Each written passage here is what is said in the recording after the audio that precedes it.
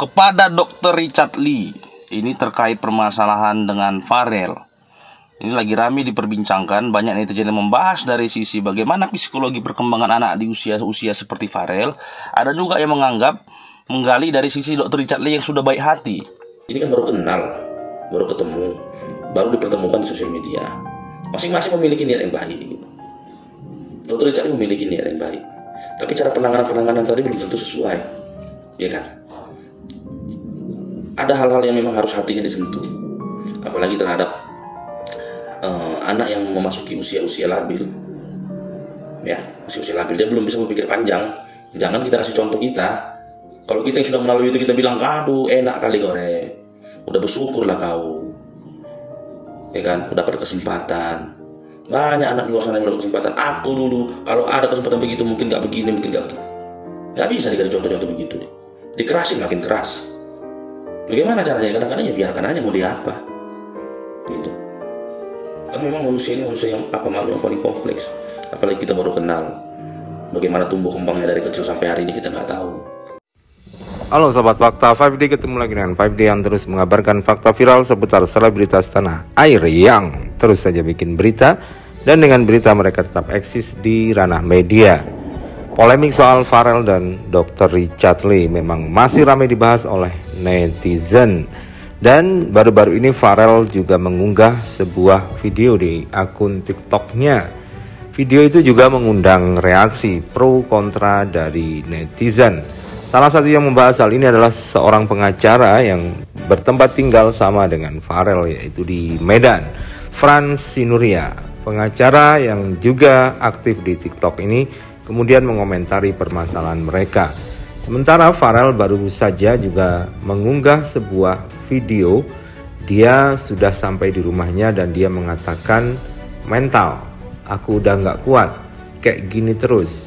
Aku harus berhenti sekolah dan harus cari kerja demi keuangan aku dan nenek. Intinya harus berhenti sekolah. Begitulah kata Farel di akun media sosialnya yang baru karena yang lama hilang. Kemudian dia meneruskan lagi, tapi gimana dengan keadaan nenek di rumah? Kalau aku tinggal, siapa yang jaga nenek? Dan pendidikan diriku harus tetap dilanjutkan karena sayang banget selama ini prestasi yang kukumpulkan. Ingat Farel, rezeki sudah ada yang ngatur. Demikianlah kata Farel di video TikTok terakhirnya. Seakan-akan dia masih bimbang karena dia tidak bisa meninggalkan neneknya di rumah kalau dia mencari pekerjaan. Dan memang anak seusia Farel masih sangat bimbang dan belum bisa punya pegangan yang mapan. Masih labil, masih angin-anginan. Karena itulah Frans Sinuria, pengacara ini kemudian memberikan saran kepada Dr. Richard Lee dan agar Dr. Richard Lee sabar jika memang ingin mengasuh Farel dan mengakui Farel menjadi adiknya. Bahkan Frans Sinuria berpesan keras kepada Dr. Richard Lee dengan cukup menohok, yaitu jika memang ingin butuh adik asuh dan butuh seseorang untuk sukses dalam kuliah, yang benar-benar ingin kuliah, bahwa dia mempersilahkan untuk mengangkat dirinya sebagai adik asuh. Karena dia sekarang sedang mengambil gelar doktor dan profesor, pasti dia akan serius kuliah di jalur hukum. Tapi pesan dia satu, jangan sampai menyuruh dia menjadi dokter. Kepada Dr. Richard Lee, ini terkait permasalahan dengan Farel. Ini lagi ramai diperbincangkan, banyak netizen yang membahas dari sisi bagaimana psikologi perkembangan anak di usia seperti Farel. Ada juga yang menganggap menggali dari sisi Dr. Richard Lee yang sudah baik hati. Namun dok, apapun namanya itu dok, terlepas dari itu semua dok, gak banyak-banyak pesanku dok. Ini mudah-mudahan netizen bisa menyampaikan juga nih, supaya sampai ke Dr. Richard Lee. Gak usah pusing dok. Kalau dokter gak mau kecewa, angkat aku jadi adikmu dok. Sekolah karena aku dok, pasti gak kecewa dok. Mau jadi apapun, mau sampai dokter, profesor. Kebetulan aku sekarang ini lagi tesis dok. Kalau dokter bantu sekolah kan aku angkat aku jadi adik dokter sampai profesor kugas dok, nggak akan kecewa dok. Asal jangan disuruh jadi dokter aja dok. Kalau jadi dokter nggak bisa aku dok. Ada hal-hal yang tidak bisa dikendalikan oleh manusia.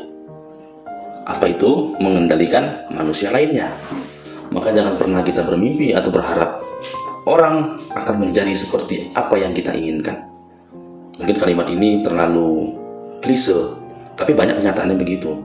Termasuk orang tua ke anak kandungnya sekalipun, kadang-kadang harapan orang tua tidak tercapai. Dan bahkan banyak kejadian situasi dan kondisinya kok nggak sesuai.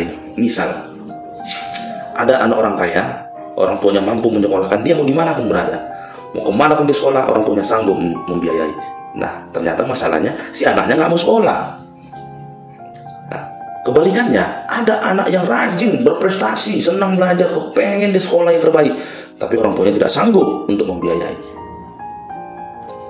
Banyak juga peristiwa seperti itu yang terjadi. Itu terjadi di kehidupan kita sehari-hari gitu. Makanya manusia ini adalah makhluk yang paling kompleks. Nah, untuk membentuknya itu tidak bisa sehari dua hari.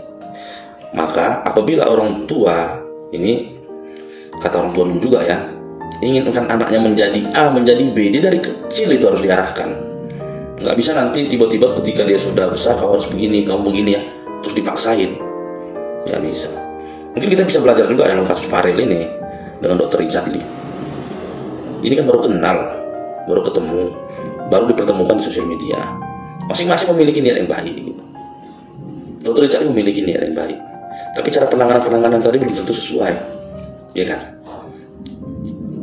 Ada hal-hal yang memang harus hatinya disentuh, apalagi terhadap anak yang memasuki usia-usia labil, ya, usia-usia labil. Dia belum bisa berpikir panjang. Jangan kita kasih contoh kita. Kalau kita yang sudah melalui itu kita bilang, aduh enak kali kau udah bersyukurlah kau, ya kan, udah dapat kesempatan. Banyak anak di luar sana yang mendapat kesempatan. Aku dulu kalau ada kesempatan begitu mungkin nggak begini, mungkin nggak begitu. Nggak bisa dikasih contoh-contoh begitu deh. Dikerasin makin keras. Bagaimana caranya? Kadang-kadang ya biarkan aja, mau dia apa gitu. Kan memang manusia ini manusia yang makhluk yang paling kompleks. Apalagi kita baru kenal. Bagaimana tumbuh kembangnya dari kecil sampai hari ini kita nggak tahu. Dan memang perlu dikasih kebebasan aja. Bagaimana nanti hasilnya dia menjalani. Bagaimana nanti hasilnya dia yang menentukan. Apakah di kemudian hari ada penyesalan? Mudah-mudahan masih bisa bangkit lagi. Jadi kalau hari ini dibilang apapun nggak masuk. Apapun bilang nggak masuk. Oke. Kalau makan ini saya teringat sama dia. Dia siapa? Dia adalah di Cikupa jauh. Tahu kenapa inget dia? Karena maca. Majikanku. Bukan, cuka maca kamu. Apa sih udah amat? Cuka sama, cuka maca kamu. Hanya dong. Suka sama kamu. Kenapa? Apa sih? Oh. Kan maca bukan sama, nggak usah maca.